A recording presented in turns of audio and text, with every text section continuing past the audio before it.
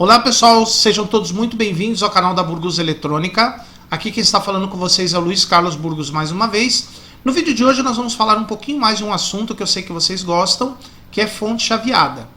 Então nós vamos explicar um circuito que faz parte das fontes chaveadas dos aparelhos eletrônicos em geral, que é o sensor de corrente. Como vocês sabem, as fontes chaveadas possuem um circuito integrado, que é um gerador de PWM. Ele gera uma onda quadrada, que é o PWM. Essa onda quadrada vai sair por um pino dele e vai controlar um transistor, que pode ser um MOSFET, um transistor comum, um IGBT.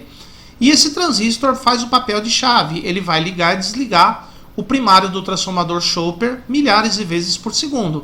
E aí no secundário do Chopper serão induzidas as tensões que vão alimentar os circuitos ligados na fonte. Muito bem. Então nesse caso aqui, no caso dessa fonte que nós estamos analisando, nós temos um MOSFET chaveador, ele faz o papel de chave. E se a gente observar aqui no source do MOSFET, nós temos um resistor de baixo valor. Nesse caso aqui, 0,36 ohms de resistência. Então qual que é a ideia? Quando o MOSFET está conduzindo, está no seu modo ligado, circula uma corrente pelo primário do Chopper. O Chopper armazena energia em forma de campo magnético e essa corrente também passa por esse resistor. Quando passa a corrente por esse resistor, ele gera uma tensão nesse ponto. Vocês sabem que todo resistor, quando é atravessado por corrente, ele dá uma queda de tensão. Ele gera uma tensão no terminal. Então tem uma tensão aqui que varia de 0,8 a 0,85 volts mais ou menos. Essa tensão é introduzida no seio da fonte num pino chamado Current Sense, que é marcado aqui como CS, está em inglês, Current Sense, que é um sensor de corrente. Qual que é a ideia?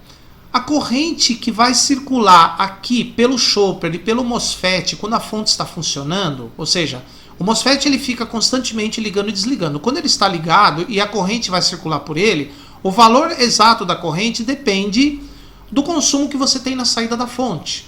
Por exemplo, nesse caso aqui nosso é uma fonte de televisor, então ele vai alimentar a placa-mãe, os circuitos do televisor.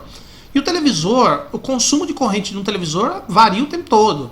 Varia de acordo com a rede elétrica, varia de acordo com os controles da TV, nível de brilho, de contraste, de gama da tela, não importa. Qualquer variação no televisor altera a corrente de saída da fonte. Consequentemente, altera esta corrente aqui também. Essa corrente depende do consumo do televisor, a corrente que passa pelo primário do transformador. Consequentemente, a tensão aqui ela varia um pouco, ela vai de 0,8 a 0,85 volts, mais ou menos. É claro que através do valor exato dessa tensão, o circuito integrado sabe se, por exemplo, a fonte precisa de mais ou menos tensão na saída. Então, através dessa informação, o circuito integrado também controla a largura da onda quadrada, do PWM, consequentemente a frequência da fonte, e aí mantém a tensão de saída sempre no mesmo nível, independente do consumo da saída dela, dos circuitos ligados na fonte. Então, a corrente aqui até pode variar, porém, baseado nessa variação, o CI da fonte ele tem um circuito interno chamado sensor de corrente que vai ajustar o PWM de acordo com a tensão necessária na saída da fonte. Isso é feito automaticamente. Porém, tem um detalhe. Como vocês sabem, aqui é uma carga indutiva, uma bobina. O primário do Chopper é uma bobina. E na hora que o transistor liga, a corrente na bobina ela não vai do zero para o valor máximo de funcionamento, para o valor normal de funcionamento de uma hora para outra. Ela demora um tempinho para atingir o seu regime de funcionamento. Por quê? Porque quando você aplica uma tensão numa bobina, ela gera uma tensão inversa que se opõe à tensão aplicada. Então, essa tensão inversa reduz a corrente aqui. É claro que como a corrente aqui é contínua, na hora que o transistor está conduzindo, né, quando ele é uma chave ligada, como a corrente é contínua, então a tensão na bobina vai diminuindo e aí chega uma hora que a corrente chega no seu regime normal de funcionamento. De tal modo que no momento que o transistor liga, nesse ponto exato aqui, eu não vou ter 0,8 a 0,85, eu vou ter um pulso de tensão de um outro valor diferente indesejável. Geralmente esse pulso de tensão aqui é muito pequeno, é bem menor do que esses valores aqui. Sabe o que acontece? Se esse pulso de tensão, bem no exato momento que o transistor conduz, antes da corrente chegar no seu regime normal de funcionamento, é gerada uma tensão bem pequena aqui, e essa tensão vai para o sensor de corrente. O que acontece? Se isso fosse direto para dentro do circuito integrado, o circuito integrado é pensar o seguinte: bom, a corrente está muito pequena, então eu necessito de mais tensão na saída da fonte. Então ele vai mandar um pulso enorme aqui para o transistor e pode queimar o transistor, por exemplo. Entre outras coisas, tá? Então o que acontece? Dentro do circuito integrado tem um atraso de 250 bilionésimos de segundo, ou 250 nanosegundos. Esse pequeno atraso, que é um circuito que está dentro do chip, dentro do CI, é para evitar isso. É para evitar esse pequeno pulso de tensão no momento que o transistor chaveia. Dura esse tempo, e aí depois, quando a tensão chega no limite, no valor correto aqui de funcionamento, aí o sensor de corrente aqui começa a funcionar. Então, o sensor de corrente que tem aqui dentro, ele tem um pequeno atraso para começar a funcionar, exatamente porque tem um atraso para a tensão aqui chegar nos valores corretos de funcionamento.